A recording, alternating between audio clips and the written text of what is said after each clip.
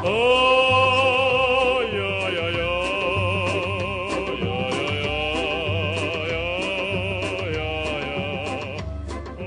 It's Andy's podcast, a podcasting podcast. 2, 1, 2, 2. Episode 19. 7:15 a.m. Siri, I'm listening. what's a caucus? Here's what I found. Can you read it to me? A caucus is a meeting of supporters or members of a specific political party or movement. Do you want me to keep reading? Yes, please. The term originated in the United States, but has spread to Australia, Canada, New Zealand, South Africa, and Nepal. Nepal? Oddly specific. Is that everything, Siri? Yes? Let me just put her in a drawer.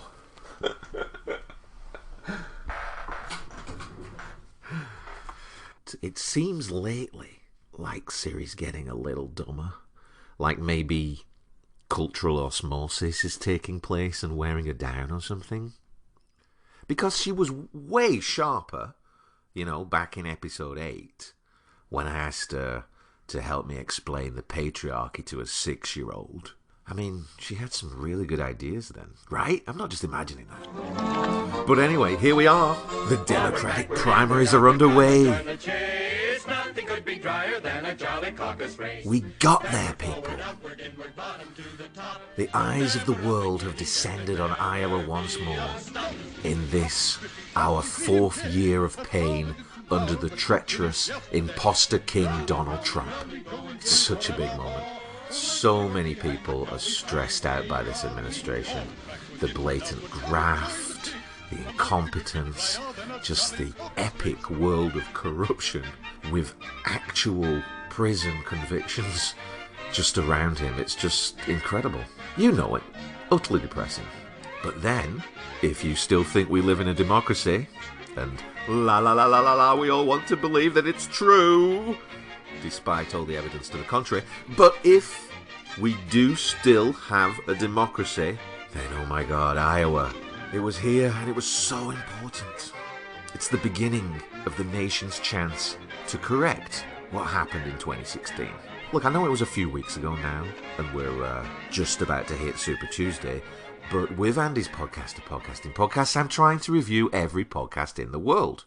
And since there are a lot of political podcasts to get through, I think going deep to try and check out what the podcast world looked like covering the Iowa caucuses is a good way for me to compare a load of shows on one singular topic. Also, with the attention span of the news cycle being totally fucked and pretty appalling, it's just basically quick takes boiled down to a series of ranty opinion pieces from pundit clowns, outright fascists on the right and co-opted handmaidens of Mark Fisher's Vampire Castle on the left, the mostly pro-war, rich, status quo shills who keep turning up on CNN and MSNBC and all that kind of stuff.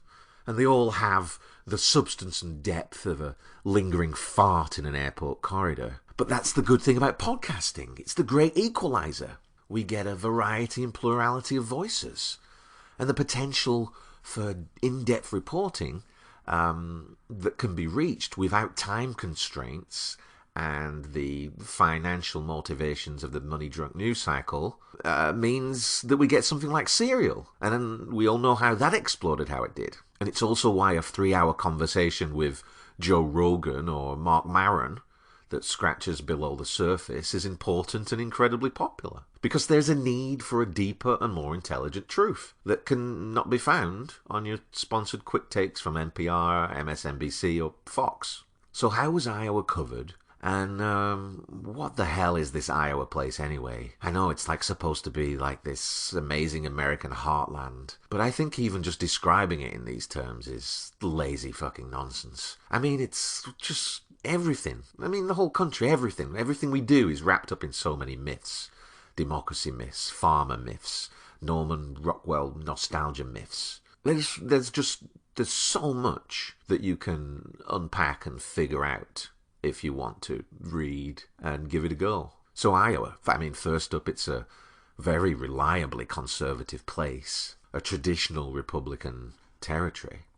But then again, wait a minute, in 2018, 3 of the 4 congressional districts in Iowa went to Democrats, with 2 of them flipping from Republican incumbents. That was great, a big slap in the face to Trump from the supposed heartland. But then again, that other district, the one that didn't flip, the 4th, is the most Republican, the biggest section of farmer land. I mean, they really bucked the trend, and they actually re-elected the white supremacist bad boy Steve King for an 8th term. Confederate flag on his desk, even though Iowa was with the Union in the Great Slave War. I mean, Steve King, who has somehow successfully peddled a message of racial hatred and white originality on a land stolen from the Indians through an endless series of broken treaties and massacres. It's a constituency that hasn't attempted a serious political action since the farmers' holiday strike in 1932, but has yet seen family farming slowly and steadily be crushed to the point that individual farmers are now imprisoned in a bewildering tangle of production credits, loan repayments, seed patent laws, and emergency federal appropriations. Growing food shouldn't be so hard. I mean, the Stone Age people who came before the weird zealots who wrote the Bible figured it all out pretty much. But then again, they didn't have to deal with the tendency towards crippling corporate monopoly that comes with late-stage capitalism. So these people, the farmers of Steve King's district, and, you know, they're typical of many populations in the South. They exist in a manufactured state of cognitive dissonance. On the one hand, they are hard-working, freedom-loving, independent, God-fearing farmers, and yet in reality, they're only actually maintained on their land by gigantic billion-dollar socialist handouts from the government. And they are immune from the knowledge or irony of this, because like all Stockholm Syndrome captives, their existence and identity is caught up in this devious Republican money trap. But they're also the first and loudest to scream that the government is the enemy. They're radicalized in their ignorance by a constant stream of talk radio and Fox News, effectively reducing and literally shouting every argument down to black and brown people are the problem and abortion at any stage is murder. And much like District 11 in something like the Hunger Games, most people of District 4 Iowa are blissfully ignorant of the world outside their church barbecue. I'm not being rude, and there will be links in the transcript of this show to many articles reporting on Steve King's constituency, so you can read about them in their own words at your leisure. So how do you conceptualize this Iowa? A people who exist on a socialist agriculture subsidies, but are somehow kept in line, pushing the button for the Trumps and McConnells, chained like dogs to their supper bowls, barking at any brown people or immigrants they see, in direct contradiction to the gospels they pretend to fucking follow. So that's part of the Iowa story. But then you also have this Caucus system, with its recent history of shady incompetence. You know what I'm talking about. 2016, the Bernie and Hillary shit show. A very close race, we're told, which had a lot of interesting and bizarro stuff, like the solitary caucus goer in Woodbury County number 43, who voted for Bernie, but they still managed to count it wrong. And then there was Knoxville District 3, another small one, 100 and so people, documented as a 58 for Bernie, 52 for Clinton, but the official state delegates gave 5 to Hillary and none to Bernie. And then we had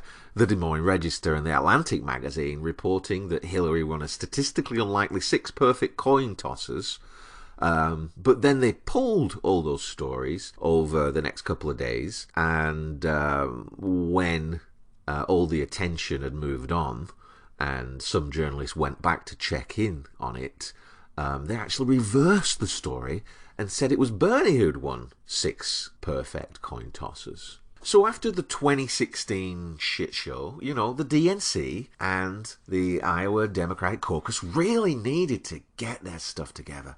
I mean, a presidential election was hacked. The FBI intervened during an election in a way which directly supported a madman running around the country screaming "lock her up" about a woman who was ultimately proven totally innocent, while he sits at the centre of an epic constellation of criminality. So we've spent the last 4 years in hell, and the constant refrain from the DNC in the liberal world is that Hillary won the popular vote, and that the DNC are the good guys. So of course things have got to be different and better this time. I mean, they had to be. I mean, they couldn't be any worse. They can't keep giving Trump wins. Surely, and the signs are there. We're a shell-shocked nation on the brink of despair. You can do it, Iowa. You've got this one. We're going to need your pitchforks in November. Let's get democracy right in the greatest nation on earth. This isn't some crazy backwater dictatorship. Iowa is a four-letter word. Last night's chaos and confusion with the caucuses continued into today. One campaign source says that the results app that they were using, this was a new app that they were supposed to be reporting each result from each precinct location around the state, has not been working, and the phone backup system that they had in place, according to one source, is a disaster. There are still so many questions about what happened in Iowa, and our Tom Yamas was in the room in Iowa as officials there apologized. So Tom, just to start us off, give us a sense of the anatomy of a botched caucus, if you will, how this all played out.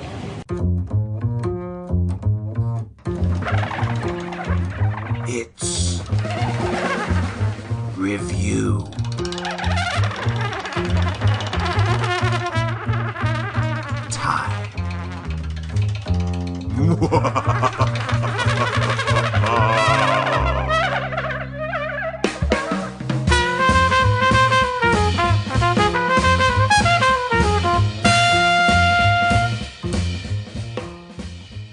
Reviewing 11 shows today, political news podcasts that have had something to say about the 2020 Iowa caucuses.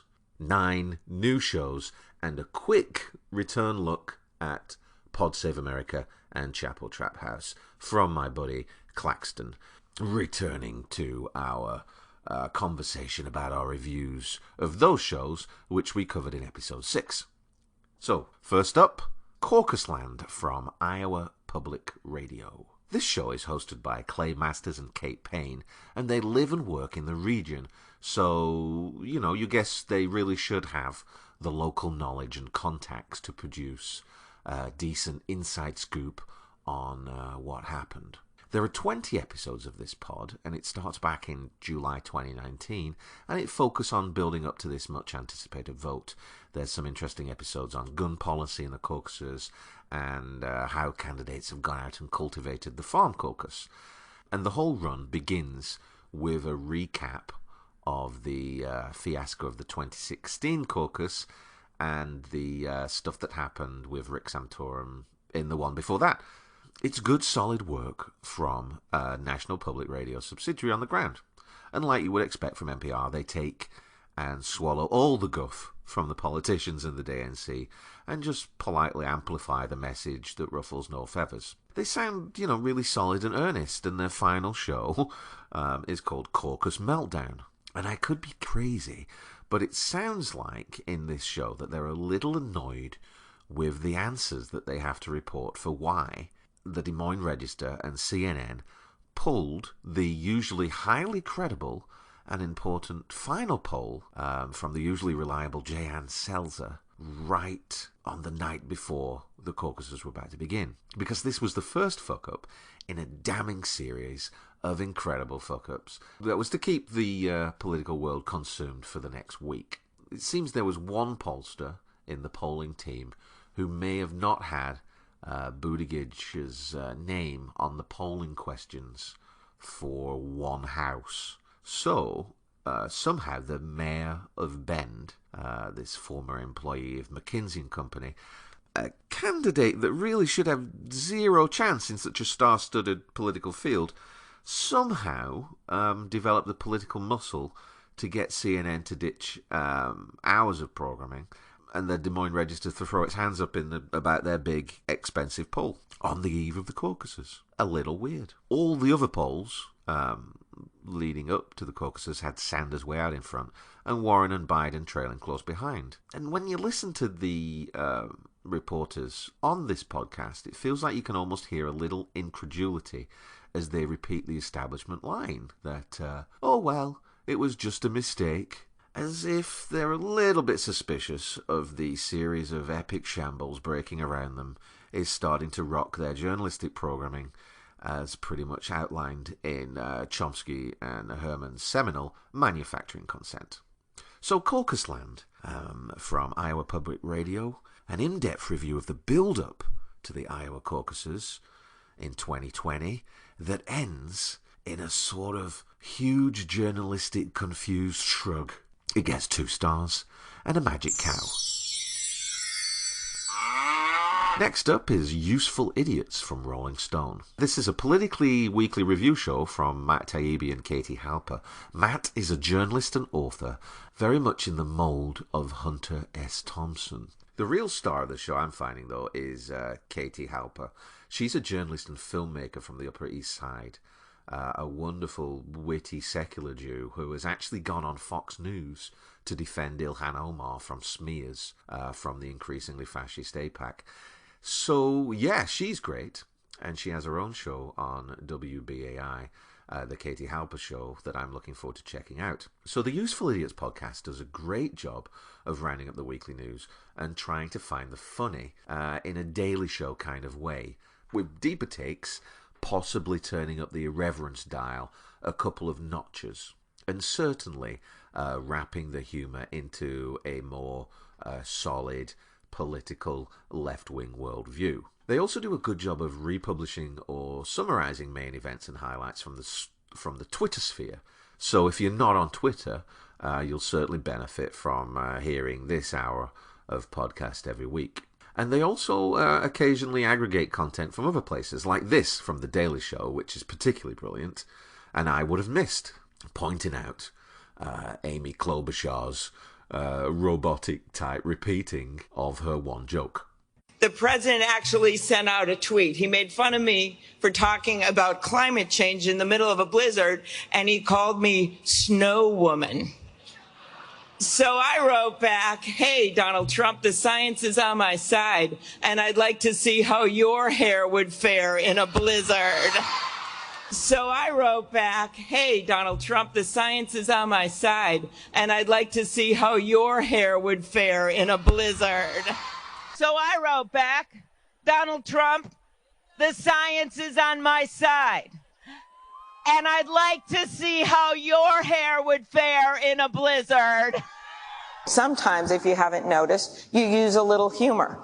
Like when he called me Snow Woman at my announcement in the middle of that thing, I wrote back on Twitter, I'd like to see how your hair would fare in a blizzard. So I wrote back, hey, Donald Trump. So I wrote back, hey, Donald Trump. So I wrote back. I tweeted back. The science is on my side. And I'd like to see how your hair would fare. And I'd like to see how your hair would fare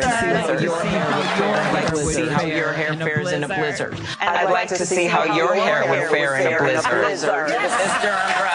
Mr. Umbrella Man. Senator. And he called me Snow Woman. So I wrote back, I'd like to see how your hair would fare in a blizzard. That was from The Daily Show. So their Iowa coverage was particularly good on the failed app from the acronym Shadow Company. And they had Lee Feng on the show, who's a journalist from The Intercept, who's really led the reporting on the background and development of this app that is tied to all the major centrist Clinton Democrats who continue to fail upwards in the party. And there's even a connection, interestingly, to the backers and hosts of Podsave America, which is, another fascinating development in that podcasting's having, real influence in our political moment. You know, Chapo Trap House is basically key in building Bernie Sanders' ground force army. And now you've got Podsave very much tied to the creation of a failed app that began the destruction of the Iowa caucuses. I mean, it's fascinating to see where this is going to go. So Useful Idiots gets 5 stars, 2 thumbs up, and Dude. Next up, we have Pantsuit Politics from Sarah Stewart Holland and Beth Silvers, 2 former lawyers and mums from Kentucky. Their show's tagline is, "Let's disagree with grace." I'm pretty sure they're using grace in its meaning as courteous goodwill, rather than some egotistical Christian interpretation of manifesting divinity. And it's a good show. It started in 2015 and became an attempt to remind people how to be kind while talking politics in the era of the Republican Party's final lurch into overt white supremacist authoritarianism.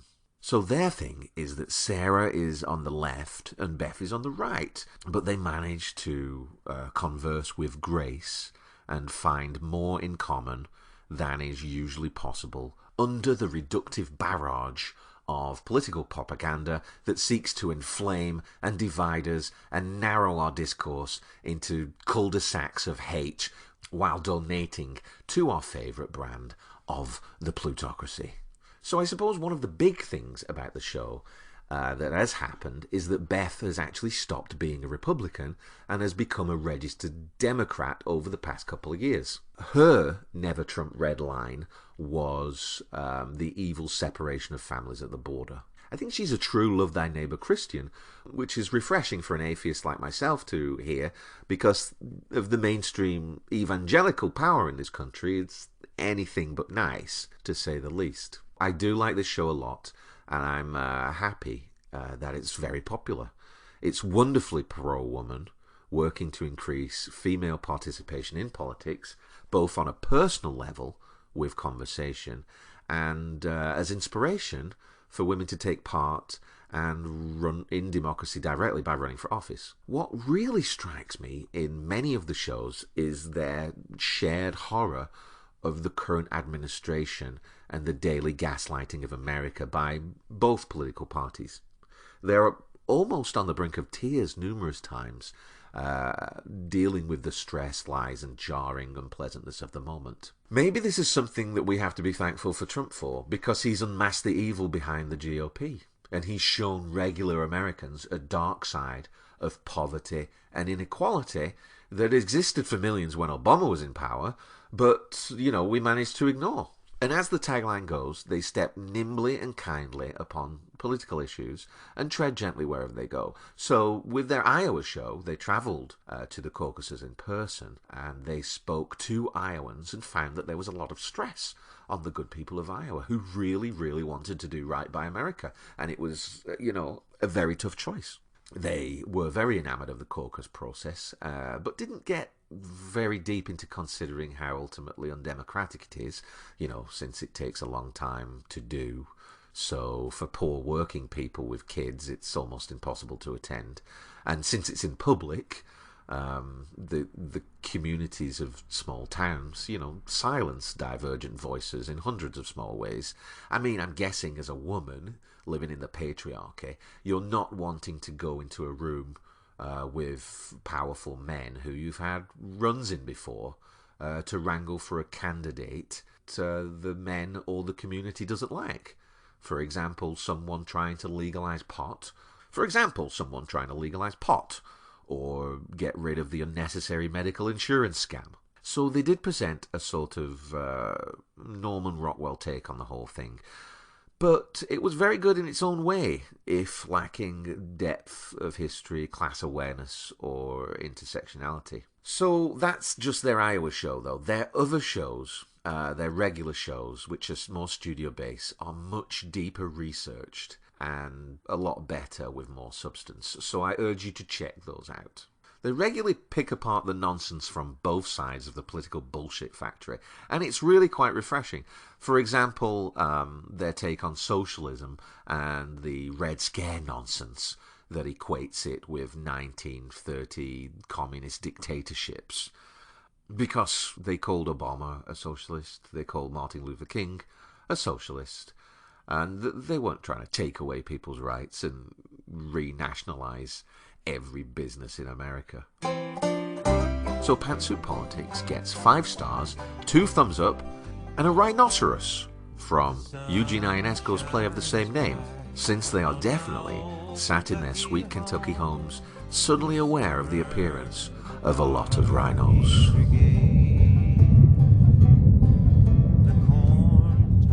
Next up is the Ben Shapiro Show. Okay, I've avoided this guy. He's a right-wing writer and commentator, and honestly, you have to limit yourself and exposure to these clowns, or it just feels like you're trapped in a maze of hatred and lies. So I've read a bunch of articles on him that flatter him as this major right-leaning intellect, this male Ayn Rand for the millennial age.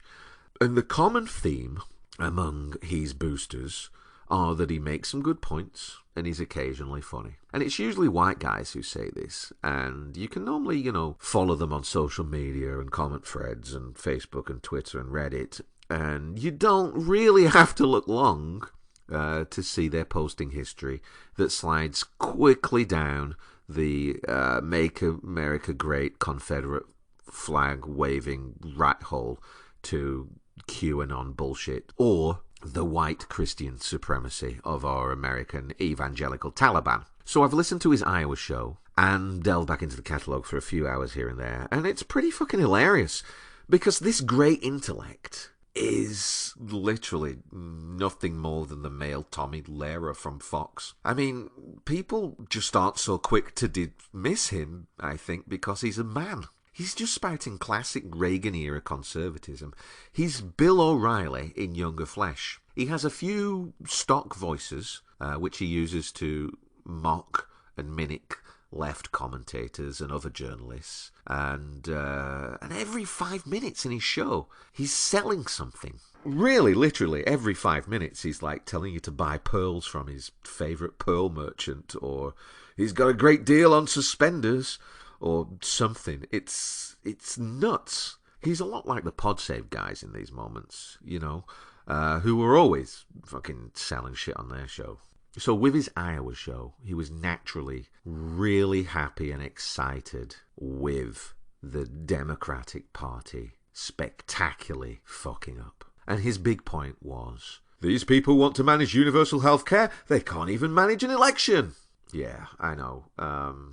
It's clear from watching the build-up to the primary that the DNC do not want Medicare for all. I mean, they've actually had meetings to strategize about stopping Bernie. It was reported in the New York Times, The Hill, pretty much everywhere. And now primaries are well underway, and mainstream media and the Democratic Party are repeating all the GOP talking points, misrepresenting the affordability of Medicare for all, ignoring the vast expense and inequality in the current system, and hyping up the Red Scare narrative. I mean, it's crazy. So on the one hand, the DNC doesn't want Medicare for all. They're the ones who ran the fiasco in Idaho. And on the other hand, nobody's going to put fucking Troy Price, the leader of Iowa Democrats, in charge of fucking universal healthcare. He shouldn't be in charge of fucking anything ever again. Except maybe I'm going to be watching out for that, because I've got a sneaking suspicion Troy Price, who just resigned, might become one of these constantly inept centrist Democrats that somehow miraculously managed to fail up in the glorious orbit of David Plouffe. So Ben Shapiro is basically Bill O'Reilly's mini-me.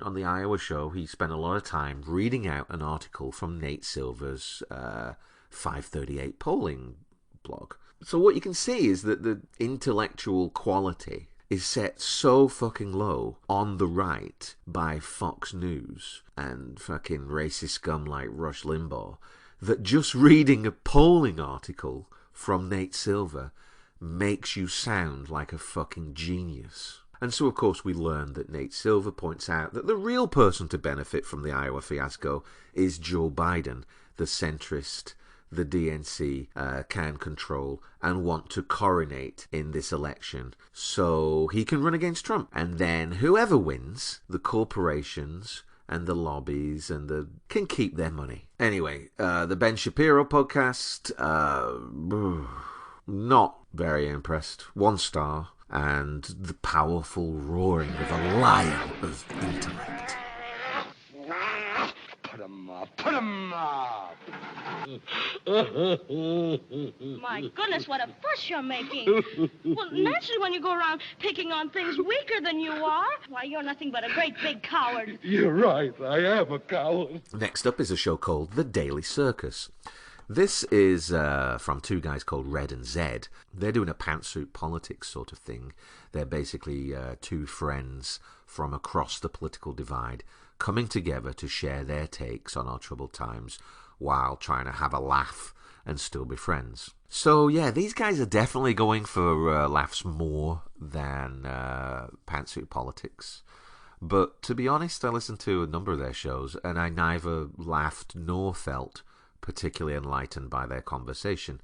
Zed on the left sounds sort of depressed and exhausted, and so he sort of just sits back and lets his Republican friend babble out received opinion from Fox News and Rush Limbaugh without much critical examination. So on one episode, on the Iowa Caucus episode, he gets to define socialism in a ridiculous scaremongering way as being forced equality, suggesting that a socialist is someone who would take a coat and rip it to pieces and give everyone a piece of a non-working coat. I mean, it's just utterly tedious and annoying to hear Zed held hostage to his friend's ignorance. Because, socialism isn't going to destroy your coat or make you all live in the same box houses and eat the same shitty food from McDonald's and Walmart. That's advanced stage capitalism. Socialism is more like, as Bill Maher first enunciated, it's more like capitalism plus. It's taking the system at its word and using the vast surpluses of capital to increase the underlying quality of life for everyone. It's building roads, it's feeding kids, it's making sure everyone has the basics of healthcare. It's England and Canada and Denmark and Sweden and Germany and Holland and Korea and Australia. The gulag is in your fucking head, dude. And it's been put there by Fox and Rush and the GOP. And they've been bought by the big corporations' lobbies to keep us all divided and crushed under their iron heel. Red and Zed and the Daily Circus is not as good as Pantsuit Politics. Maybe their back catalogue has some actual funny shows. They get 2 stars and a clown nose. Okay, next up is one called the Potentium podcast. This is a fun one. It's a weekly review show that does a shouty, kind of left-leaning take on all the news. He's like a radio shock jock, but I don't want to compare him to Rush Limbaugh or Alex Jones, because those guys are subhuman scum. What this guy does rather well is he reaches a height of wonderful, incandescent, sweary and fabulous rage, which can be very funny and also very cathartic to listen to. Here he is. Iowa caucuses. Oh my God. I tell you, these fucking Democrats. I got a lot of problems with you people. Yeah, a lot of problems. That's why I hate whenever I make fun of Trump on the internet or somebody comes in and calls me a Democrat. I'm like, hey, listen, I'm not a fucking Democrat. I lean left, okay? No. These stupid motherfuckers, this Iowa caucus bullshit, as if they needed anything else this week. Unreal. Even with Iowa in chaos, former South Bend Mayor Pete Buttigieg arrived in New Hampshire determined to take a victory lap. Well, you know what? He deserves it now. I mean, when this report came out, okay, only 62% of the vote came out on the night everything was supposed to come out. They fucked everything up. I don't even understand this whole thing anyway. Who the fuck cares what a handful of fucking Iowa hicks say before everybody else? I don't even know what this is for. It doesn't make any sense to me. Another thing from his show is he's got into this hilarious feud with another comedy podcast called Damaged Goods. And his takedown of their show is an absolute treat to listen to. He just rips these guys apart about their appalling, basic, repetitive jock humor shtick. And for me, as a reviewer of podcasts, I'm actually in awe of his ability to really let himself cut loose on these guys. So his take on Iowa included a laser beam-focused quick take of Pete Buttigieg, because, while all the bland talking heads of NPR and the mainstream were bumbling around, who is this mayor from Bend, Indiana? How did he get here? Who are these McKinsey people he's working with? And what happened in the wine cave? We're waiting to hear from the money if we are going to be favorable for him. He did say he was for Medicaid, but now he's not. So maybe we'll give him a chance. No, this guy on Potentium cut refreshingly to the chase and clearly and eloquently pointed out that the country is nowhere near evolved enough to elect a gay man. I mean, the stranglehold the Southern churches, both black and white, have on politics down south is amazing. They're never going to go with a gay guy. No way. I mean, I live in Maryland, 9 miles from the White House, and we put up a rainbow flag when Pence got in power, and we had hate mail through the door within a week in liberal, socialist-leaning Maryland. There is absolutely no fucking way he's got a chance in Churchland. So yeah, please give the Potentium podcast a listen if you want more laughs and I think more bite than Joe Rogan. Give it a shot. 5 stars, 2 thumbs up, and some energy.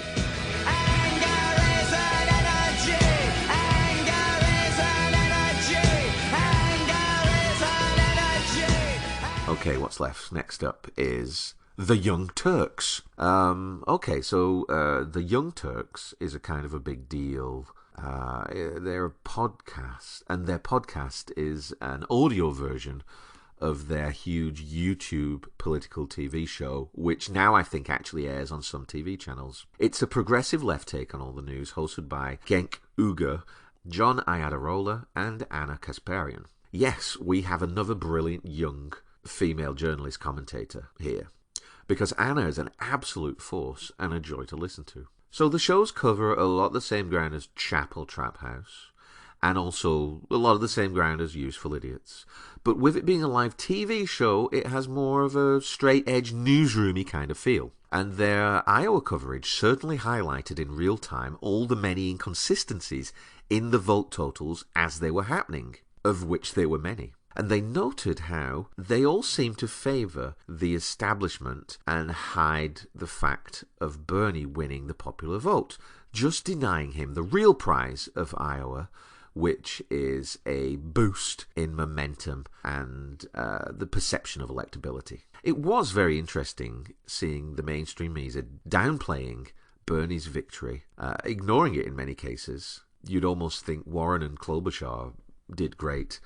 And then they, began to focus on this thing called state delegate equivalence, which involves the strange, funky math that somehow translate to the person not winning the popular vote can claim victory. And then the weird drip, drip, drip from the Democratic Party, just releasing little batches of votes, bumping up the total as long as possible, keeping chance of Bernie claiming a clear victory as long as possible out of the media. Because it was interesting, all the votes in this funky math for Pete came mostly from Steve King's rural Third Reich District 4. They were the only ones curiously appearing in the drip-drip vote totals that kept coming out to dominate the suit, to dominate the news cycle, and steal a publicity bump for the popular senator from Vermont. So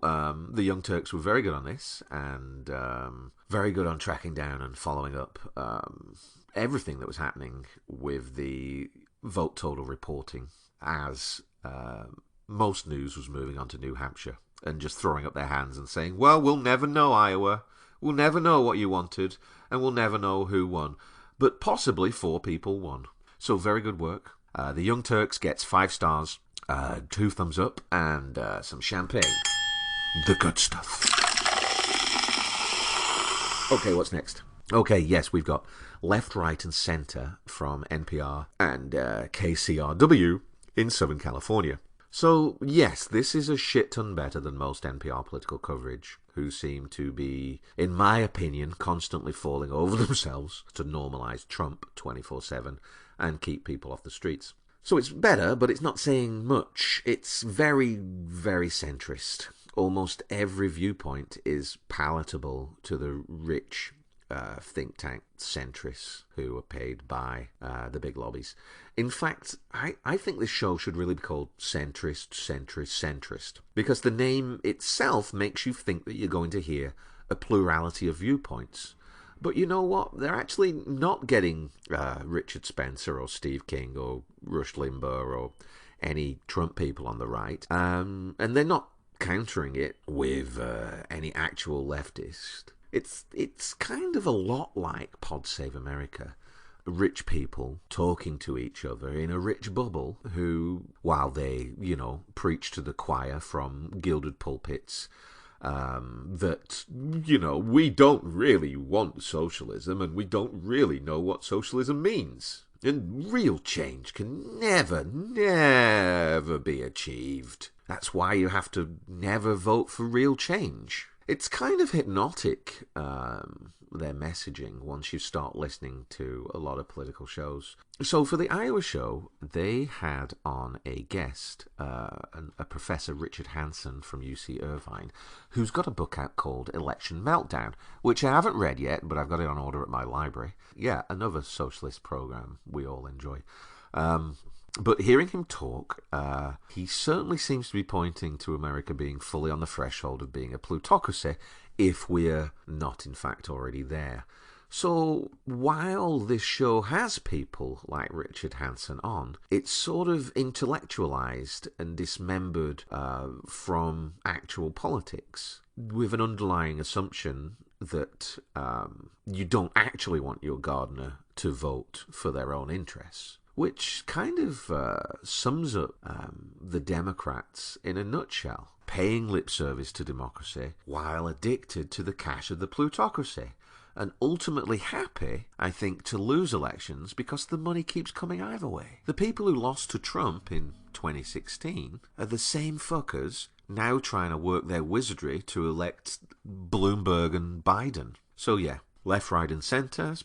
The next one's what I've just said now pretty much goes for also the Reliable Sources podcast, which is a CNN TV show cut for podcast form with Brian Stelter, who's the chief media correspondent for CNN, who looks uncannily like George Costanza, and he basically pushes the centrist line and everything too.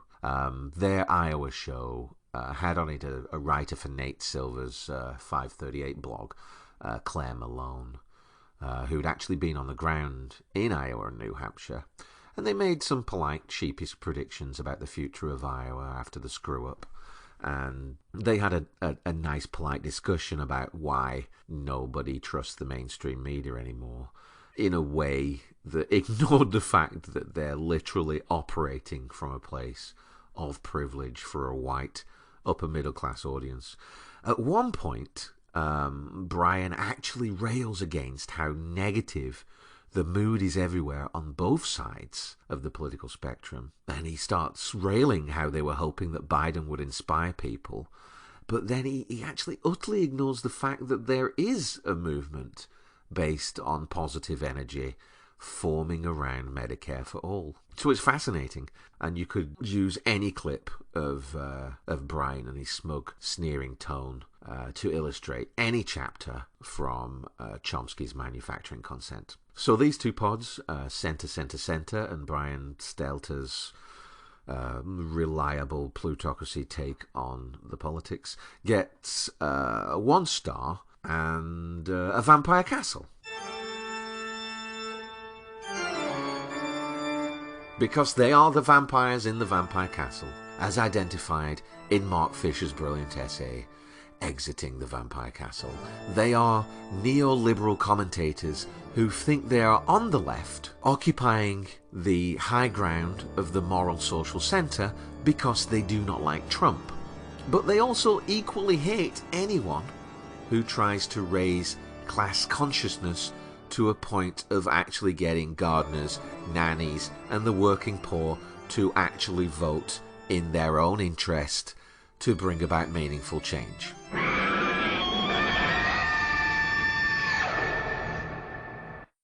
This is Andy's phone. Leave a message. The thing that makes me happy about the whole Iowa fiasco is how it's exposed the media for their efforts to downplay Bernie's success. In both Iowa and New Hampshire, they've really downplayed how Bernie did. In Iowa, with very slim margins, they were happy to call the win for Buttigieg. Even though, even in delegate terms, they actually, I think, will come out with pretty much the same number of delegates. At most, maybe one will have one more delegate. I think it'd be like 11 to 10 or something like that. But they ran as though it was a real clear victory for one side, even though with such a close margin, you'd have to have 100% tallied to be able to call it. But that didn't bother them. The whole point was to deny Bernie the chance to claim victory. And in New Hampshire, you saw the ridiculousness of Buttigieg outperforms, or Klobuchar, strong third, media narrative, all in a way to discredit Bernie's significance. I think the media have overplayed their hand to such a point where I actually think it's actually beneficial to Sanders, because I think viewers are noticing this and are reacting to it. And I think that's a positive. If at the end of the day, after this whole mess, Iowa is no longer a player, I think that would be great. This country, corn subsidies are ridiculous, and they're mainly driven by the fact of Iowa for ethanol and things. And that's just ridiculous. I mean, we have crappy gasoline that is actually worse than regular gasoline just to appease Iowa. And it's mainly because of this primary process. So that makes me happy. Regarding the Podsave folks, yeah, I mean, they're part of that system. I think when we talked about, when we reviewed them, one thing we talked about was how networked they were within that world. And this is just the proof of it. So that's Claxton, yeah. We were talking about our review of Podsave and Chapo Trap House the other day, and I think we wanted to go back and just correct our review of Podsave, since, you know, they're very much like these latter shows that I just reviewed, very much in the establishment mold. And it's clear with who they have on the show, who they've supported, and, you know, how they talk down about Bernie at every opportunity. And Chapo definitely goes to the other extreme in its wholehearted work raising class consciousness in this country, and also raising an army of political malcontents to take back America from the capitalist extremists out to destroy humanity.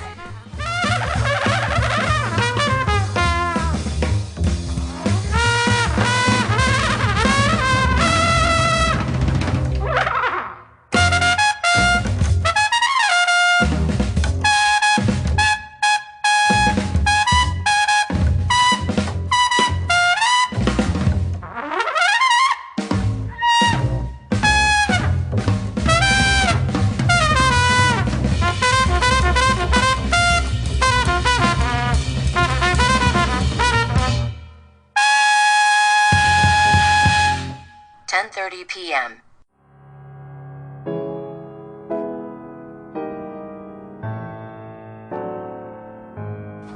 Cup of tea? Oh. Thanks, love. Any more results in? A few more. Just crazy. It's like dribs and drabs. Anything like, what was it, Woodbury County? Oh, yeah, from 2016, in which one person voted and they counted it wrong. Yeah.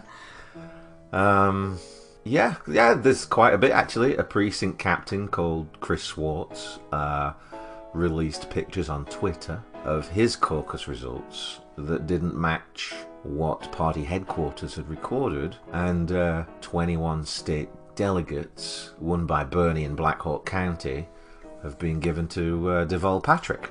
Who? Yeah, I know, exactly.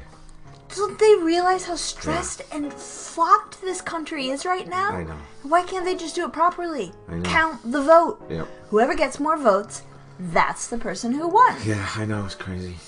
I guess it's a case of the devil being in the details or Is something. it fixed? Well, given all the must stop Bernie meetings at the DNC that they've had that have been reported in the New York Times and other places, and then, you know, Hillary just popping up out of the ether to go on Ellen and Howard Stern for no good reason right before the election to just knife Bernie in the back. And these, you know, weird drip of results that just seem to be adding this weird state delegate thing from Steve King's Klan district, which just happens somehow in the Democratic Party to be weighted so that they have more delegates than young urban areas or Latino minority areas. They're saying it's just incompetence. But if you were climbing a ladder and someone kept pushing you off it, or extending the ladder, or dropping paint on your head, or cutting the legs off the ladder, or moving it, you'd have to be pretty stupid to think that there was no underlying sabotage at work. And if all the accidents seem to somehow benefit the status quo, who have gone on record through endless wealthy surrogates to say that they do not want to give everyone healthcare or fight climate change because, well, they've been bought by the medical insurance and fossil fuel lobby, then I guess you've got to say it's obviously fixed. Damn. So what does it mean? I don't know. I've just written to our senator and congressman, put them on notice that we see what they're doing with this installing a billionaire Republican on the ballot at the last second. It's a total joke. But I guess we'll just have to see what happens in New Hampshire.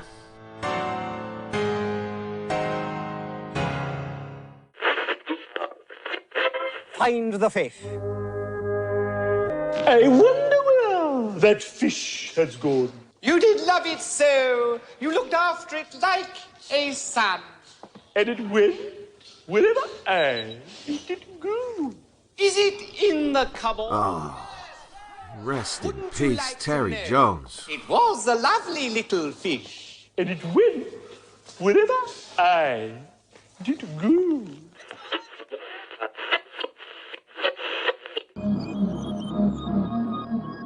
And now it's time to check back in with the lovelorn residents of Porcupine Romance Island.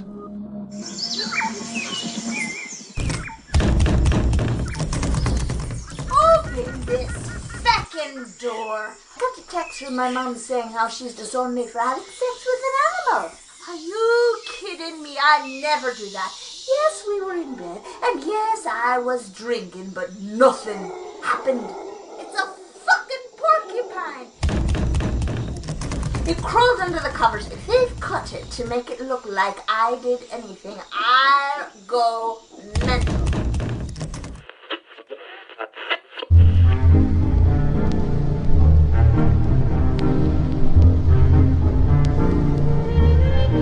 Plutocracy Hotline. This is Brad speaking. How can I help you? Oh my, the brown people are voting, the brown people are voting. Oh my, we can't lock them all up. Calm down, Senator. It's going to be okay. We're deploying the Bloomberg. He's got so much money, he's unsinkable.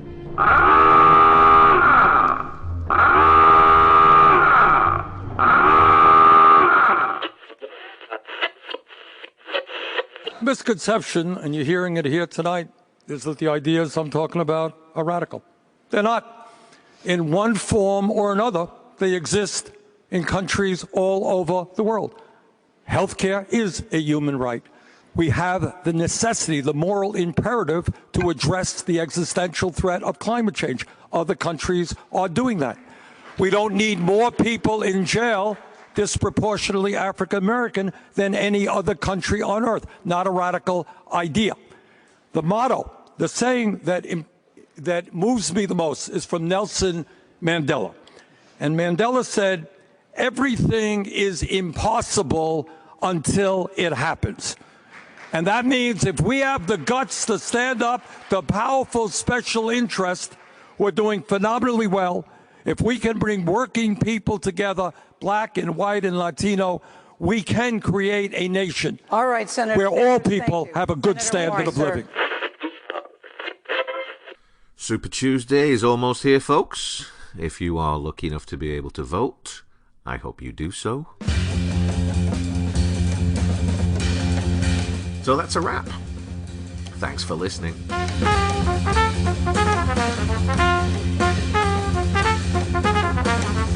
If you enjoy the show, please spread the word.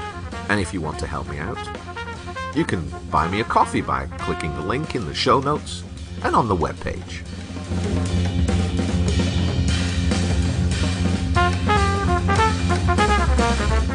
The jazz is from Mario Rom's Interzone. I don't know who's providing your jazz, but I think you should switch to these cats. I'm heading down to Orlando next week for the Podfest, so the next episode may be even more delayed than usual. But don't worry, I'll be back, stronger and bigger and better than ever. Stay healthy and mind the gap. Bye-bye.